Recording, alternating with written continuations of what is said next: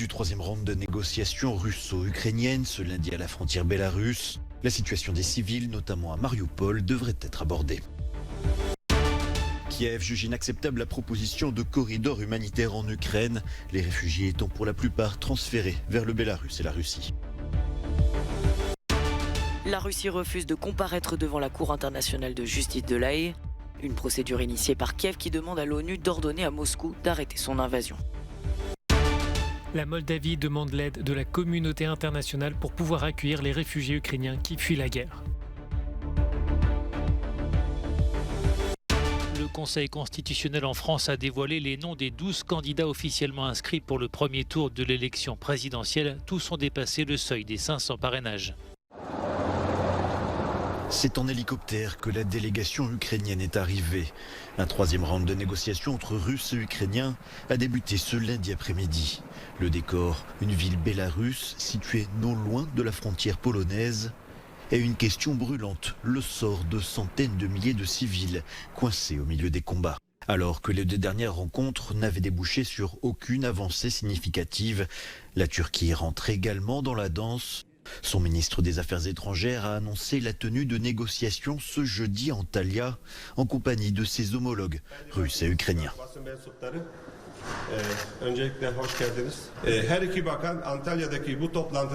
Les deux ministres ont expressément souhaité que je prenne part à cette réunion à Antalya et que je la conduise de manière trilatérale. Nous mènerons donc cette réunion dans un format trilatéral le jeudi 10 mars à Antalya, si Dieu le veut. Nous espérons que cette réunion sera un tournant.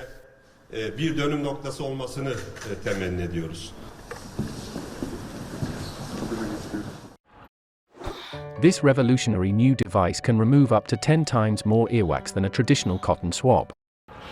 Une option inacceptable. C'est en ces termes que les autorités ukrainiennes ont refusé la proposition du Kremlin de corridor humanitaire. Plus tôt dans la journée ce lundi matin, le ministère de la Défense russe avait dit créer des voies d'évacuation pour les civils pris dans les combats. Problème, ils débouchent tous au Bélarus ou en Russie.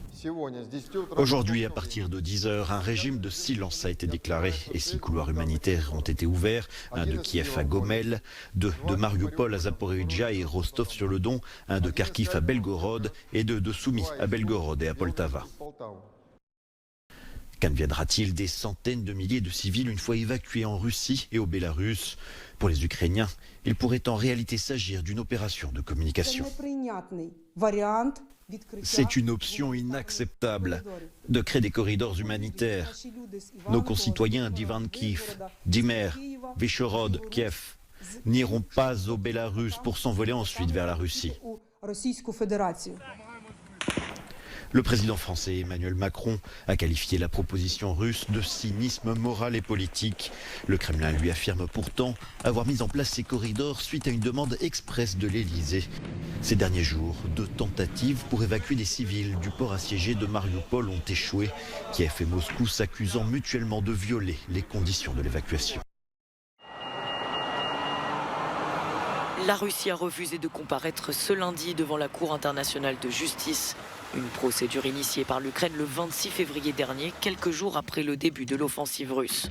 Kiev demande au plus haut tribunal de l'ONU de prendre des mesures d'urgence et d'ordonner à Moscou d'arrêter son invasion.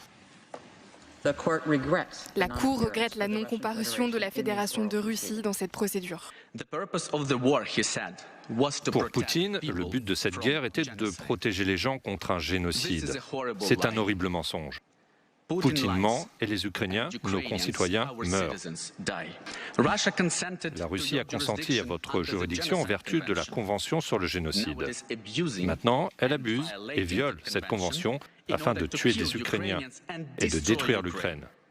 La Russie doit être arrêtée et le tribunal a un rôle à jouer pour l'arrêter.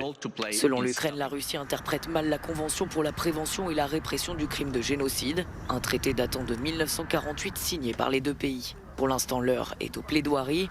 La délégation ukrainienne plaidant devant un banc vide, celui de la Russie. Les juges entameront leur délibéré au terme des 2 jours d'audience. La Moldavie est inquiète depuis l'invasion de l'Ukraine par la Russie.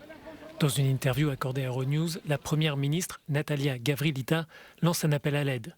Son pays, le plus pauvre d'Europe, fait face à des arrivées massives de réfugiés ukrainiens qui fuient la guerre. Nous avons atteint notre capacité maximum et nous avons besoin d'un soutien important et d'une assistance internationale pour gérer cette très grave crise humanitaire. Tant que des actions militaires seront en cours, nous nous attendons à ce que ces déplacements se poursuivent. Nous demandons la mise en place urgente de corridors vers d'autres pays. Des questions se posent aussi sur la sécurité du pays, mais pour le moment, la Première ministre refuse de spéculer sur d'hypothétiques scénarios. La Moldavie connaît une région séparatiste, la Transnistrie, qui dispose d'une base militaire russe. Est-ce que vous observez des activités militaires importantes et pensez-vous que ces soldats pourraient s'impliquer dans le conflit ? Nous avons en effet une région séparatiste, la Transnistrie. Il y a des forces russes présentes sur place. Nous demandons constamment depuis 30 ans le retrait de ces troupes. Pour le moment, nous ne voyons pas de risque ou de plan d'intervention, mais évidemment, la situation est incertaine et dépend de l'évolution en Ukraine. Mais nous sommes un pays neutre et nous attendons que tous les partenaires internationaux agissent de façon à respecter ce principe de neutralité.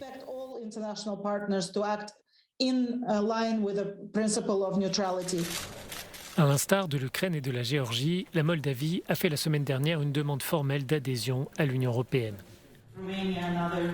Natalia Gavrilita précise toutefois que son pays ne compte pas faire de même auprès de l'OTAN. Ce principe de neutralité est inscrit dans la Constitution et nous poursuivrons l'intégration à l'Union européenne, mais nous ne demanderons pas l'adhésion à l'OTAN. Les autorités moldaves savent que le chemin est long et difficile pour rejoindre l'Union, mais Chișinău estime qu'accepter sa candidature serait une décision symbolique qui permettrait d'indiquer aux citoyens moldaves qu'ils sont les bienvenus dans ce projet démocratique. La campagne de l'élection présidentielle en France entre dans le vif du sujet. Le Conseil constitutionnel a dévoilé officiellement ce lundi la liste des candidats ayant obtenu les 500 parrainages requis pour participer au scrutin. Au total, 65 noms ont été proposés à la candidature. Nous avons contrôlé lesquels avaient obtenu plus de 500 parrainages provenant d'au moins 30 départements. Ils sont au nombre de 12. L'incertitude planait encore quant à la participation de Philippe Poutou. Le leader du nouveau parti anticapitaliste a finalement eu ses 500 signatures, alors qu'il lui en manquait encore une soixantaine peu avant la date limite. Philippe Poutou, un ouvrier syndicaliste, participe à sa 3e élection présidentielle. Tout comme Nathalie Arthaud, autre représentante de l'extrême gauche, autre voix hostile au système capitaliste, responsable selon elle de l'injustice sociale et d'inégalités grandissantes. À gauche également, Fabien Roussel, qui incarne le renouveau du Parti communiste français, ou encore Jean-Luc Mélenchon, qui a reçu le soutien de la primaire populaire après le retrait de Christiane Taubira. Quant au Parti socialiste, il sera représenté par la maire de Paris, Anne Hidalgo, qui se présente comme l'alternative face aux tenants du libéralisme et des extrêmes. Elle entend porter une voix social-démocrate et écologiste et espère répéter les succès de ses amis sociodémocrates en Allemagne, au Portugal et en Espagne. Quant aux Verts, représentés par le député européen Yannick Jadot, ils espèrent capitaliser sur leur succès aux élections européennes où ils étaient arrivés en 3e place. D'autant que la question climatique et énergétique n'a jamais été autant au cœur du débat de société.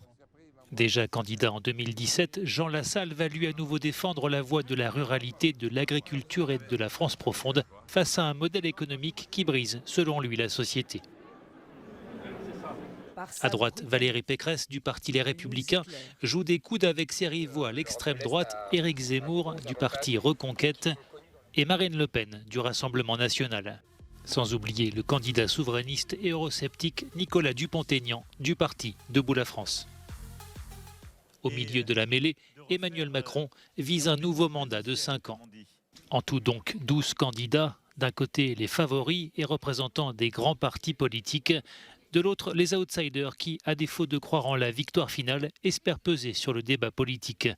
Tous sont rendez-vous le 10 avril pour le premier tour de l'élection présidentielle et le 24 avril pour le second tour. Cette campagne électorale a d'ores et déjà été chamboulée par la guerre en Ukraine.